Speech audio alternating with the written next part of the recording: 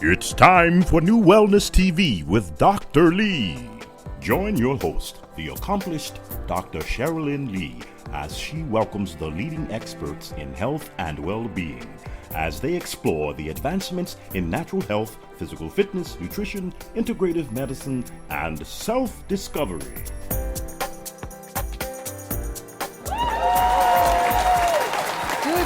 Good morning, everyone. I want to thank you so much. And you may be watching the show later, and it could be evening. Whatever time it is for you, it's a good time. I want to say thank you so much for tuning in to NuWellness TV with Dr. Lee. And, you know, our latter segment of the show is Dining Out Healthy with Dr. Lee and Marie. So she'll be with us later in the show.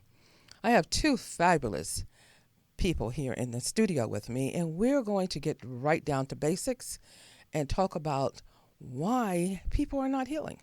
People are not healing basically because of the soil. The soil, the food is being produced on.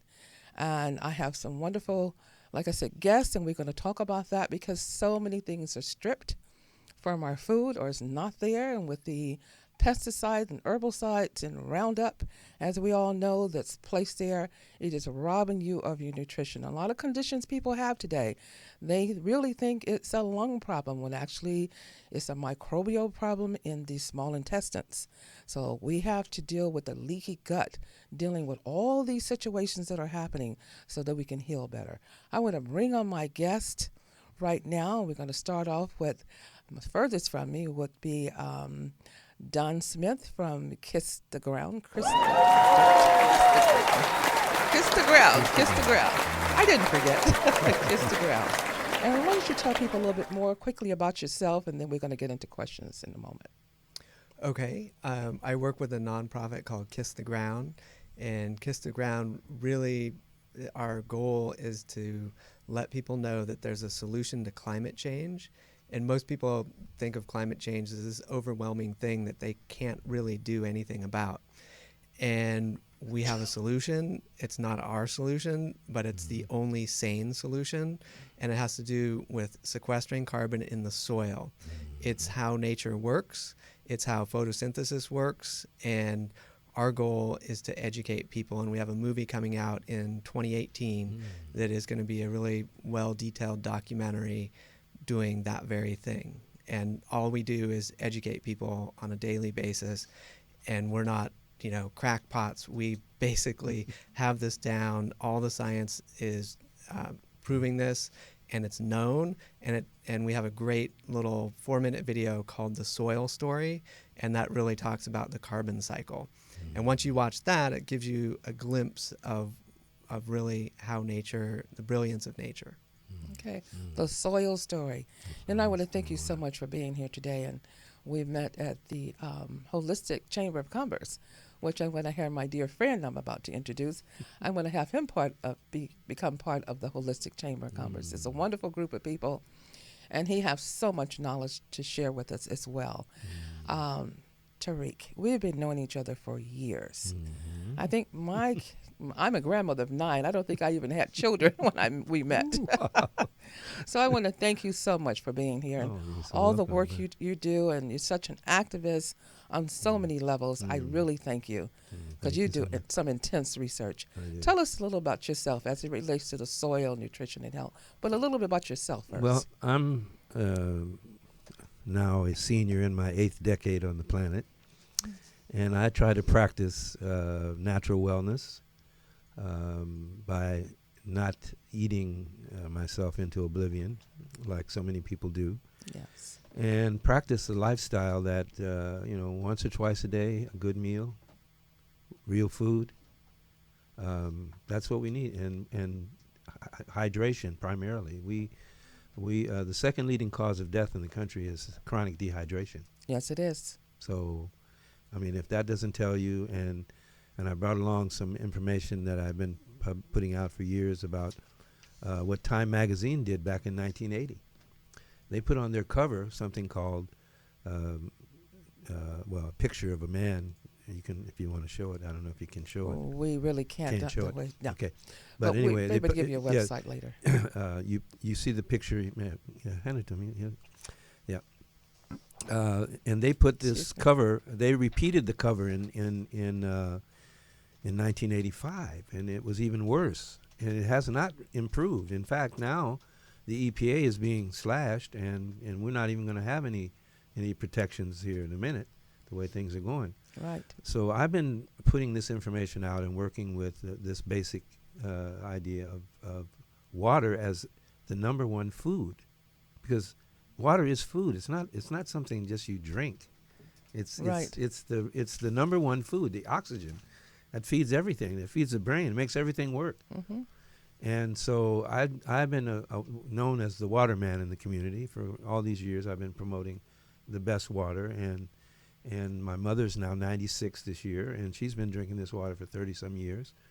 And it's something that if we don't get with this basic and we don't grasp what is happening to us at the same time, we're not going to be able to make it, because the foundation for our existence, the soil and the water, are being destroyed. Yes, it is. And so I've been teaching people for many years how to grow soil, build your own soil. You start out with manure if you want. You can do cow manure or chicken manure, whatever, at the bottom. And then you put the kitchen waste on top, and then you put shredded paper, and you put earthworms, and then you put soil, and you layer it up and build it up, not digging. You don't have to dig. I've been preaching this and teaching this for many years, and you get a great crop from just a small space. You can get so much food. And so I've been learning and teaching these things for many, many years, trying to get people to see that if we don't prepare ourselves for what's coming, because something is coming, and it's not going to be pleasant. I mean, there's already indicators that show that it's not going to be pleasant. It's very unpleasant. 59 cruise missiles were shot from 2 frigates in the Mediterranean, Eastern Mediterranean, into Syria, into an air base, and the air base they were flying the planes in the next few minutes after it happened. And all these millions and billions and billions of dollars being thrown away. I mean, we could be doing so many things. And so one of my heroes here in Los Angeles is a brother named Finley. He's the gangster gardener. And he's been, I haven't met him yet, but I'm following him on TED Talks and his work online and help and getting people to see that you don't need to go to the stupid market, as I call it, because there's no food in there, for the most part. Mm-hmm. And as having worked in the grocery business as a youngster, I learned all these things. There's the number one drug that is promoted in this country is sugar. It's the number one drug. Why is it a drug? And I'm going to stop anyway, you a little bit right there. Yeah, because I know a little bit right I can there, go on. because of the depletion of the nutrients. Exactly. This is why so many people are sick and not knowing, because we don't have the micronutrients that are not there. We wonder why we have so much cancer. Mm-hmm. Well, in certain areas, the selenium that should be in the soil, it isn't there. Not there. So what's going to happen? MSM. Now we see more Lyme disease. Mm-hmm. So what's happening with the soil? So I'm going to kind of take it to you, Don Smith, and talk about a little bit more on the soil and what it is that you do. Your organization is really amazing.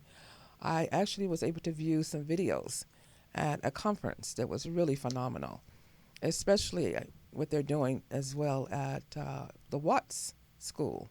Mm. They have a garden there, and they talk about the water and how they're bringing the water in, and all the vegetables are really large, and there's no GMOs and no chemicals that have them to grow large, and no insecticides. So tell us a little bit more about Kiss the Ground Foundation. So, soil has all sorts of amazing properties. The main thing that people miss is that soil is really a living organism. Yes, it is. It has so much biology in it. But the way we take care of our soils is we treat it like dirt. And it's really not the farmer's fault. The farmers are being told how to do this, how to get the best yields, et cetera. And our whole system is founded on these premises that, if we use the right chemicals, we'll be able to get these incredible yields, et cetera. But what's happened is that we've ended up losing topsoil. Since the Dust Bowl, we've been losing topsoil. That's our greatest export, is topsoil. And we really need to look at that and how do natural systems work? How does nature do it? Nature never used all these chemicals, and we had some of the most fertile lands in the world in both the Great Plains and the Central Valley of California. Not to stop you there, because I grew up on a farm. You know, my grandparents had a farm. I mean, they raised their own animals, with goats and chickens and everything. And there was no chemicals given to. I mean, she grew everything, greens and vegetables and all kind of, you know, fruit trees was growing and everything. And I mean, my grandfather he lived to be a ripe old age and just healthy, even though, you know, some other things happened because of environmental issues. He survived, you know, 9 brain surgeries, and they couldn't understand how, because his body was so strong and so resilient because of his diet, you know, and he was able to just bounce back each time, and they couldn't understand why. And even my grandfather, who had, we basically sort of kept him with a good natural diet and organic and pesticide-free and herbicide-free, and you know, he walked, he exercised, he was drinking great water, and he lived to be 100. Whereas my father didn't have that type of diet, and he only lived to be 65. So, you know, it's what you do. And epigenetics, as we know, is very important because we can kind of change and switch those genes based on gene expression, what we put in our body. So it all begins and starts with the soil. And so we need to know. So do you have any helpful hints as far as our listening audience can prepare? I know they can go to the video and see what it is you're doing, but some really, really good helpful hints where they could start maybe preparing gardens at home. And, you know, there's so many things that we can do initially. I know my daughter, Siobhan, has started her little garden in her backyard, you know, and she's doing some great things with her garden for her seasonings and different things. So you have some suggestions? Sure. There's all sorts of things you can do. If you don't have space to garden, you can find containers, etc. But for a lot of people, gardening it's time consuming, and they don't see the value in it. So the next best thing they can do is go shopping and pay attention to the food that they're actually buying. Yes. If they can go to a farmer's market, great. If they can ask the farmer what kind of practices they're doing, are they paying attention to the soil? How do they do that? Are they using chemicals, etc.? And then you can buy organic. I'd prefer biodynamic over organic. Some organic doesn't actually build Can you soil. say that again, too, a little bit slower, Sure. and tell the audience what is the difference so that they can understand. So they can ask. I want the consumer to know what questions to really ask.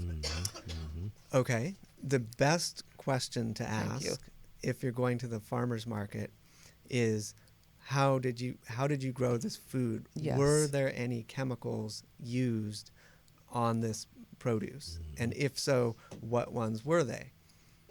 That's a great starting place. If you go to the grocery store, you don't really have the luxury of asking a farmer or someone that was close to the farm.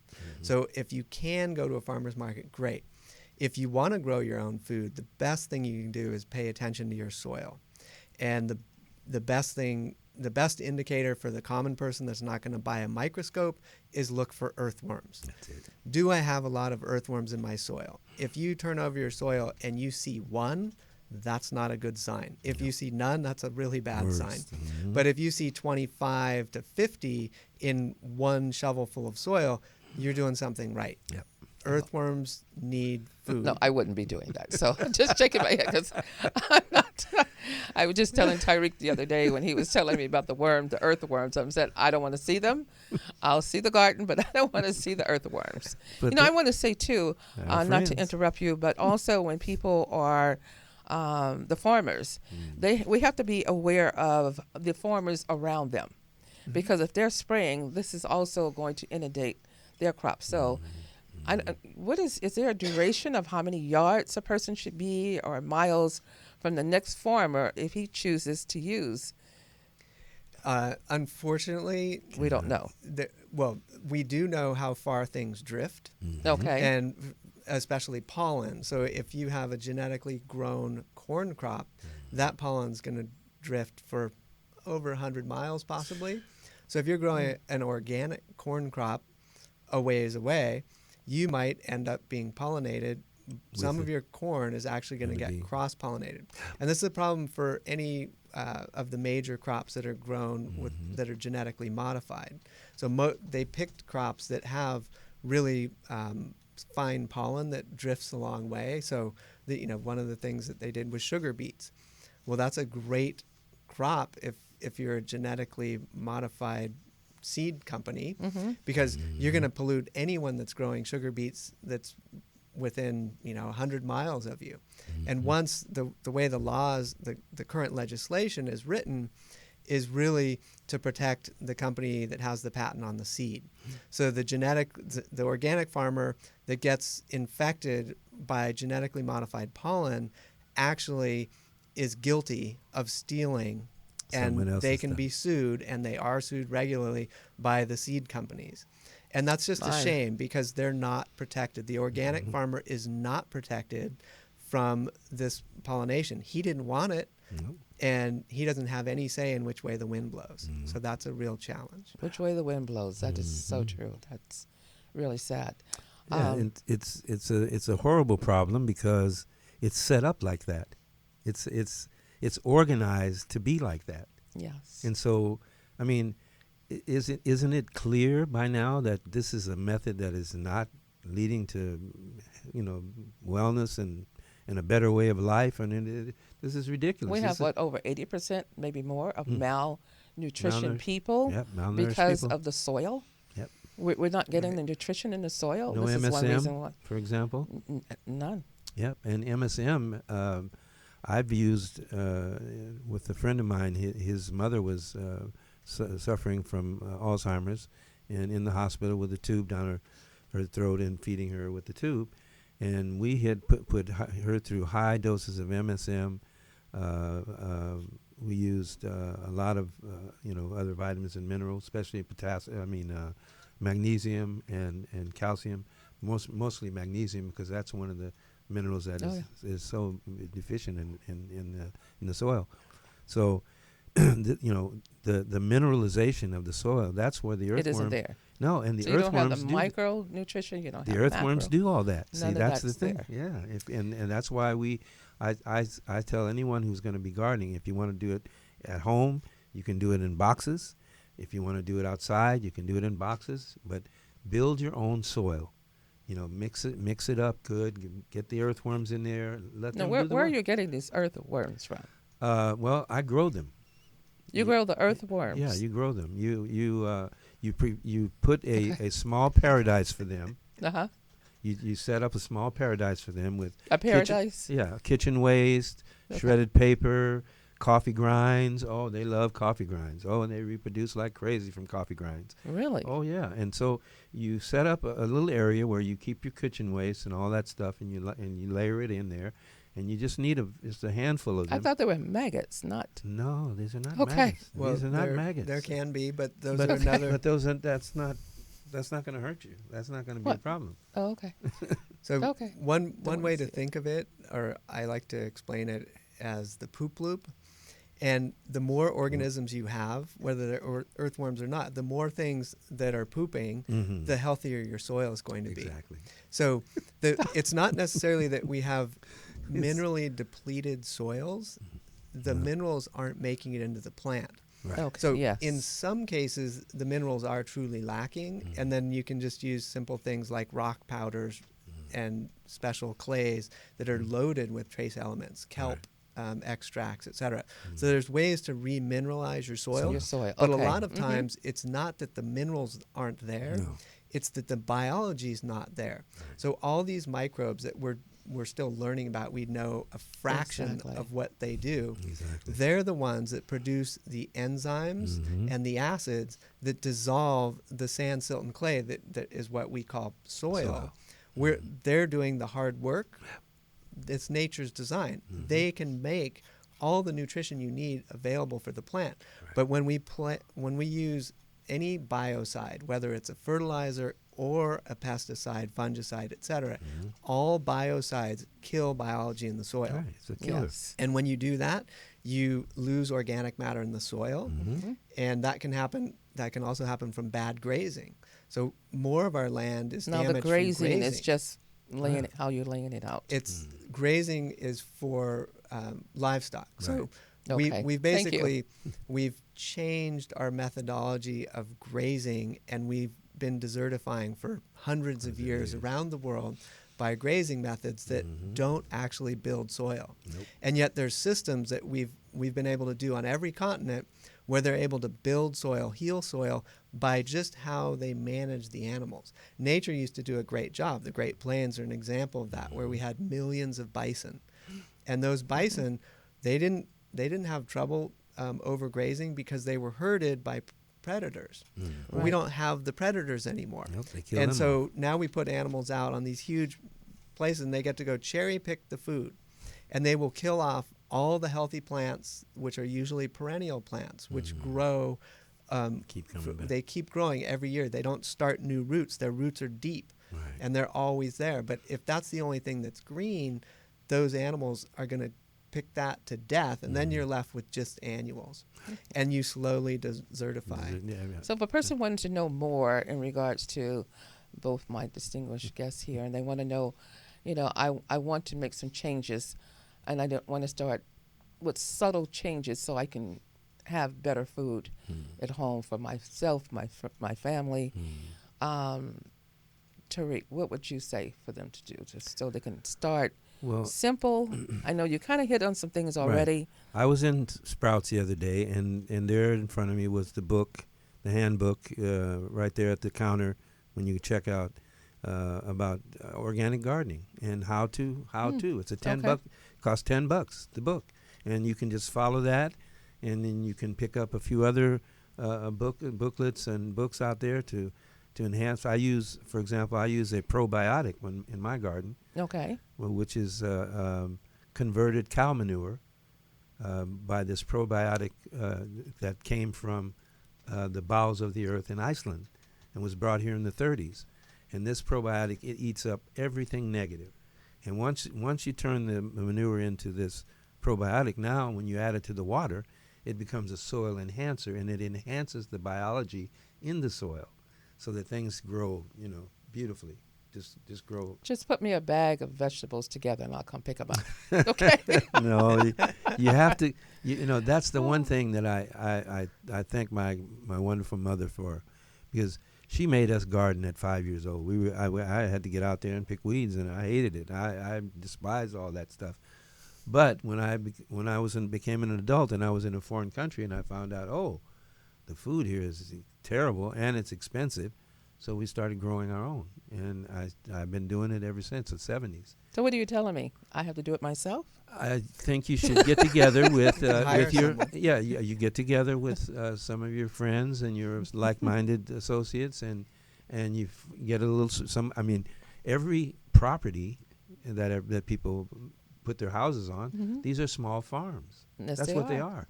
So why not turn your property into feeding you rather than spending enormous amounts of money on growing grass, which you can't eat, which you have to use all these petrochemical poisons. This is the age of petroleum, right? Yes, it is. And so all these petrochemical poisons are the thing that is destroying the soil and the water. That's the very basis for which we exist. How can we continue doing this? There's no way. So we have to encourage, and as my friend Don here says, we have to do the educating. We have to be patient. We have to share with people and show them the way. Yes. And I do this in my little way by showing people, hey, you don't have to get in the garden and dig and all. You can do it in a simple. You can build a box, and then you fill the box and build your own soil. Layer your own soil in there. Make sure you have the earthworms. Make sure you have the shredded paper, the kitchen waste, the garden soil, topsoil, potting soil. That's what you do. You layer it up to the top, and then you plant. And the earthworms will stay right there. They won't crawl will. out. Oh no, Okay, they're not great. going to go in. They're going to proliferate, is what they're Okay, very good.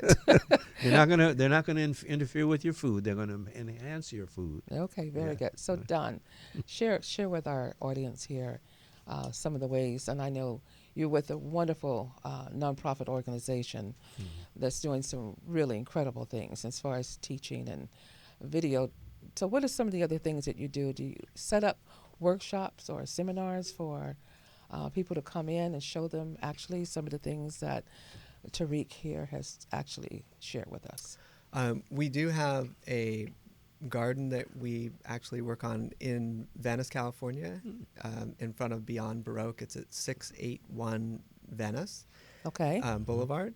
And we have workshops there. We teach about composting, and anyone can volunteer. Wonderful.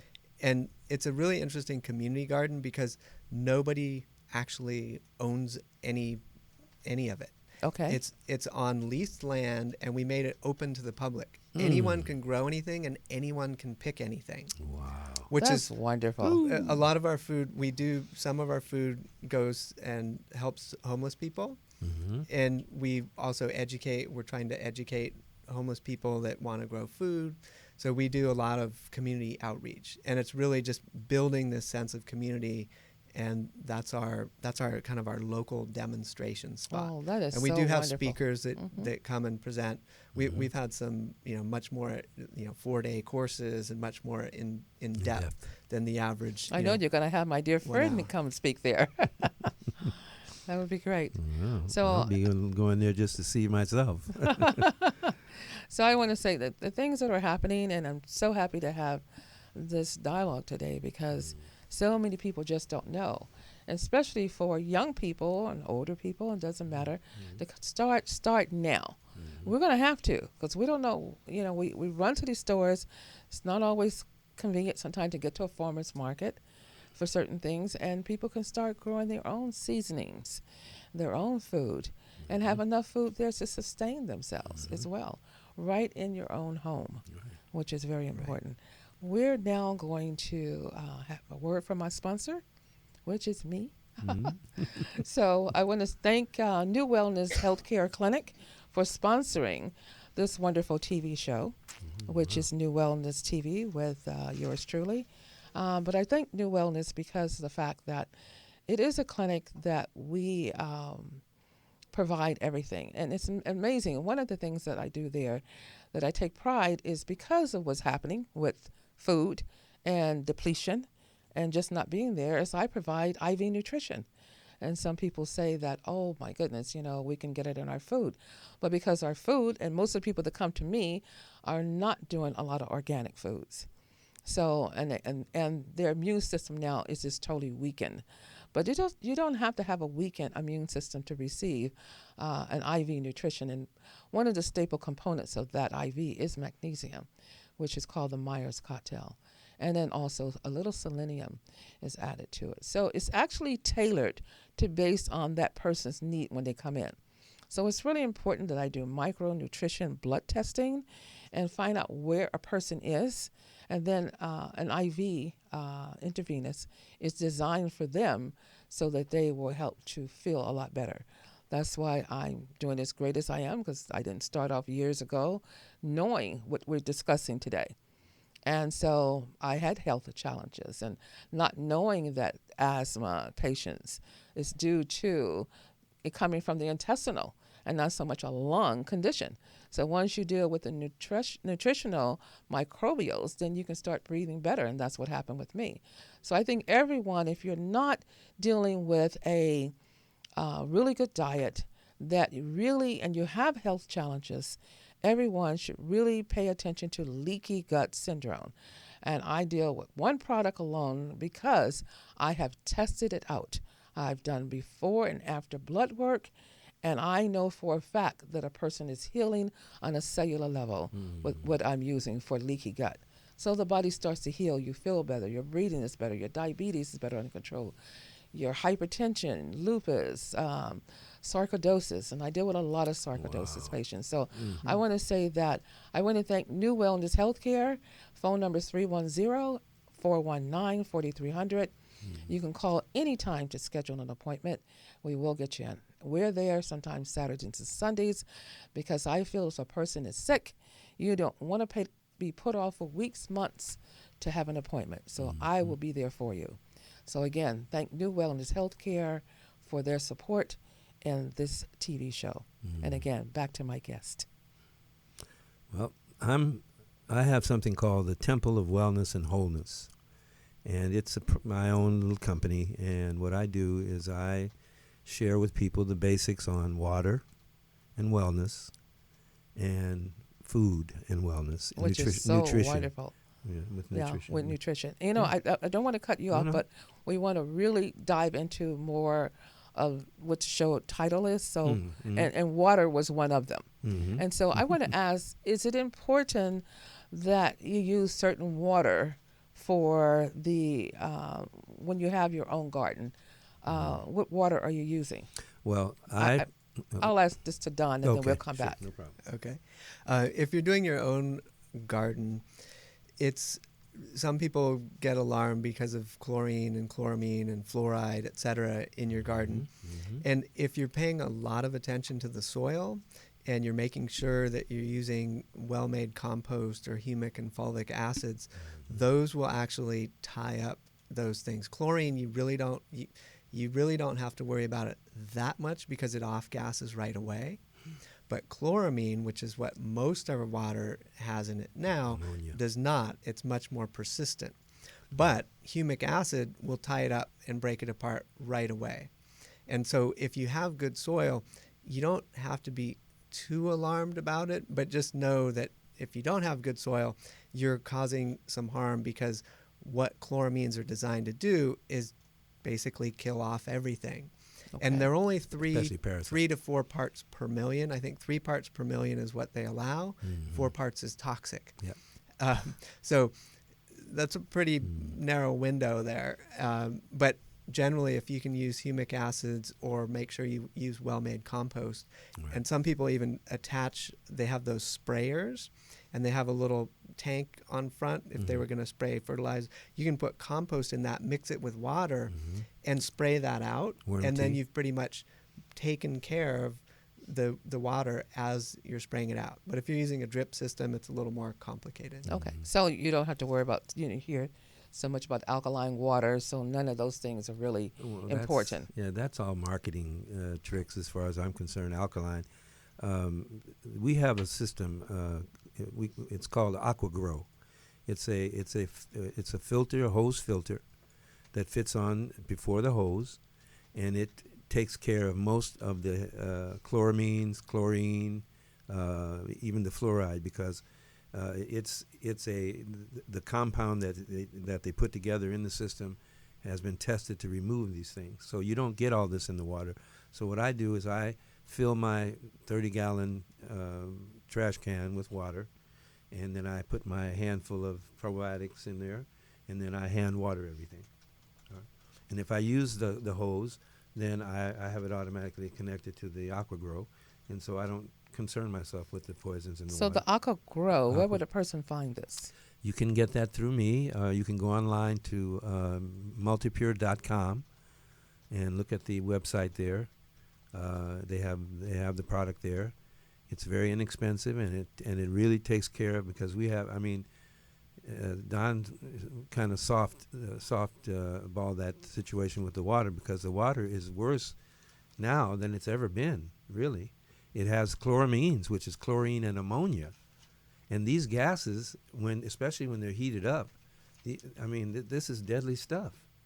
So how do they continually justify putting poisons in our fundamental nutrition, water, and then we're supposed to use it and think that it's okay? Well, it's not. Well, that's what happens when you go to the store. Right, and that's why I promote. That's why I promote this system. We've had it on the market 45 years. It is the best. You don't have to take my word for it. You can go to nationalsanitation.org, and they've tested 8,000 systems on the market, and ours is 1 through 9. That's all I have to say. Okay. So you can check it out. So I'm glad that I brought up the fact about the water, and we're here to educate. That's right. Everybody have their point of view, and we're here to respect and look at what's happening. That's why I have you two guests on together. That's right. That's good, because I think it's so important that we're here to educate. Right. Exactly. Which is important. So, Now, in preparing the food, I'm going to take this to Don, then I'm going to come back to you, Tarik.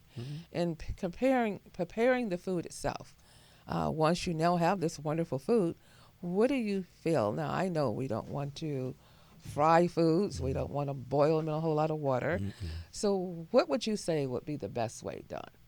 I kind of know, but, you're my guest, so obviously, the best way would be the way nature intended, which is raw. Raw. But obviously, that's not how most people are going to eat certain things, and they're going to cook them. So then the question is, how do you prepare it once you cook it, right? And many people will use some variety of oil, and whether that's a good grass-fed butter or a coconut oil. And if you're going to cook it, try and cook it for the least amount of time possible. And if you're going to use olive oil, beware that you don't get it over its burning point, which is somewhere around 350 Then it's carcinogenic degrees. once it's burning. Yeah. So that's kind of the recommendation. If you're going to cook it, steaming is another option, but some people don't like that. And I personally like really well raised butter. Not that the butter was well raised, but the animals were well raised. Yes. Then that's a good, that What can is that, be. Marigold? There's Kerrygold is one that comes from Kerrygold. grass-fed cows. But if you want to buy something more local, you might find there's a raw one by Organic Pastures, but that kind of defeats the purpose because then you're cooking with it. Or you go with the Strauss Dairy, which is in Northern California. They're very conscientious. I just want to say, because my daughter found out that the Kerrygold butter at Winco's was almost 50% less. So Winco's Market, they carry the same thing, and the price its price is Wow. so much less. So I just kind of want to put that out there so people would know. Because sometimes where you buy your food, too, makes a big difference. Definitely. So. Right. But I was surprised they carried it. Yeah. So, Tarik, do you have any questions thoughts on Yeah, I prefer the raw as well? Yes. And I have 4 different kinds of kale. I have curly kale, I have Russian kale, I have Italian kale, and I have a purple kale that grows in almost like a cabbage. And and these, when you chop them up real fine, and you mix them with other greens, cucumbers, squash, chopped fine, and you mix and you make a salad like this. I mean, it is so good. I mean, once you just learn how to do this is the main thing, and it is going to take some time to teach people how to do this, but it's the way to go. I mean, the food, you feel so much better. I mean, it's just so much better for you. So yes, it is. I agree that the raw is the best, and if you now I do cook my collard greens and sometimes my mustard greens as well, but I do them according to my mother's recipe, which is to steam them for about 3 to 5 minutes, and then to put them on low heat for 15 to 20 minutes. Okay. And that's it. And then you put your coconut. I use coconut oil a lot, because coconut oil is one of the best oils that you can use. Exactly. Yeah. So, and then you put your herbs and spices in there, and just that much water, so you get your what do they call it, the soup afterwards. Yes. Yeah. So yeah, it's Okay. I do that as well, but I tend to stay away from cooking. Mhm. Yeah, that's that.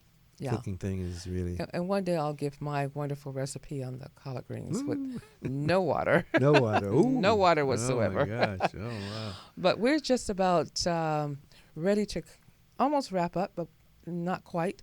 We're going to move into our second segment right now with Dining Out Healthy with Dr. Lee and Marie. Welcome, Marie. Good morning. Thank you. What a wonderful topic. This all fits into everything that we've been doing, and I love that. And I find it so important because we went to a restaurant yesterday. We had a short period of time. We went to Tender Greens in the Marina Del Rey on Maxwell Avenue. It's lovely. The ambiance in there is very open, very airy, lots of sunshine, lots of bright light. So it was a really nice experience. Yes, it is. And so we got to have an opportunity to check out the foods. And, as we always go, we always make a conscious choice, and we kind of play with it, so we get two fun things, and we get to share the food. Yes. So I'm not sure what's up on the picture, but we did have a beautiful healthy vegan, that's what it's called, the healthy vegan salad, which had an array of different couscous. It had bulgur wheat, it had some farro in it, and a lovely I believe it was a green pea hummus that was delicious, and some red beets. It was really fresh, very just not over. Yes, it wasn't over seasoned, which was really nice, because I think people really need to be adding their own flavor, a little bit of salt if they choose to have salt. So that was really nice. And then we had the lovely ahi tuna sandwich, which was seared rare, and we shared that. And I'm not much of a bread eater, so I only ate half of the bread. But sometimes that is a question. If you choose that to have, perhaps you can ask for an open-spaced sandwich, so you're not getting all that. Yeah. But as I was reading about the place this morning, what I like about their philosophy is a lot of what they do, they get all their produce comes from their own farm in Oxnard. So it's all grown and it's delivered, and everything is farm fresh. And I didn't know that about them. And they all work together. So they have a internship where foster children and different people get to come in, and they get educated on how to cook and how to go out into the world and become chefs. Isn't that or amazing? Learn about substance. Amazing. It's amazing. I was really, so they give back, and so they have a lot of programs that they do. So when I was reading about that, I thought how wonderful that other restaurants, I know that LA Kitchen does the same thing. There's an educational component as to attached to the restaurant. And I just love that, because it's about, like you gentlemen were talking about, education and how important it is, and where your food comes from, and how it's grown. And then the seasonings were really nice. The salad had a wonderful aroma of variety of foods. Yes. So it was very flavored. Then there was a soup. The chicken noodle soup. The chicken noodle soup, which someone else had ordered. And it was really nice. And it was very nice. And then we actually even had dessert. I did have a sweet tooth. We had an olive oil cake. It was just like a little cupcake, and it was beautiful. And I've been playing with some new vegan desserts, so it was really nice to try something with a little bit of olive oil in it, which I haven't played with that as far as a dessert goes. It was just enough sweetness, and it just kind of curved that little thing that you wanted. So that was a really nice. And I want to say, I had gone, and when we discussed where we were going to go out for dining out our healthy day, Tender Greens, and I said, you know what? I was attending one in Culver City. So I said, and so I knew a little of this background from there. And I kept thinking, I know, but this is a lot closer to my clinic, which is in Marina Del Rey. So I'm only like 2 minutes away from this particular restaurant. Because during the day, people, they want something quick. They want something nutritional. You want something is clean. You want to know what utensils they're preparing the food with. All these things are very important. To know that this food actually came from their own garden, and how clean it is and organic. This is very important. You need to ask questions instead of just running to a restaurant. You really need to ask questions. And again, as we said last week, and to know what's in the food. This is a place that you don't really have to really be that concerned. But if you do have allergies, you want to let the chef know, I'm allergic to this, I'm allergic to whatever seasoning. Some people have now become allergic to cinnamon. Wow. So you want to try to check to see what is in the food prior to ordering it. Right. If you know you have this allergy. Ask the question. Ask the question. And it was interesting because their menu, as I was reading, did say something at the bottom about allergies. Yes. Just to make sure that if you were asking it's not a server because you stand in line, but they'll tell you everything. It just takes a few moments. What exactly do you put in there? Oh, well, because it's made to order. Restaurants like this, they make the meal right there, a lot of the salads. So they're fresh. So you have the opportunity to do it as something that's already pre-made, and they just scoop it in and they do that.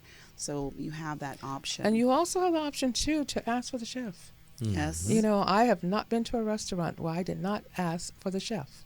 Yes. And to know, because I cannot have anything with MSG and all these other things. And sometimes they'll put it in a sauce, and everything else is organic, but it's in a sauce. So I'll just leave it out. But those are the things I need to know, because I know I have an adverse reaction to MSG. We're almost out of time. I want to give each one of my guests at least 30 seconds to kind of wrap up.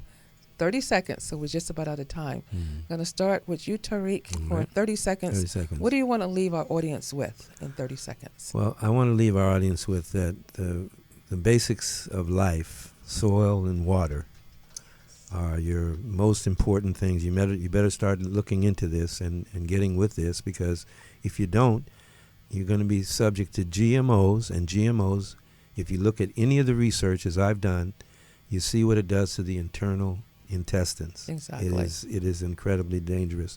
And to get your best water, please contact me at Wellness Essentials at dslextreme.com, and I will help you go through the myriad of systems out there, and so you pick the best system for you.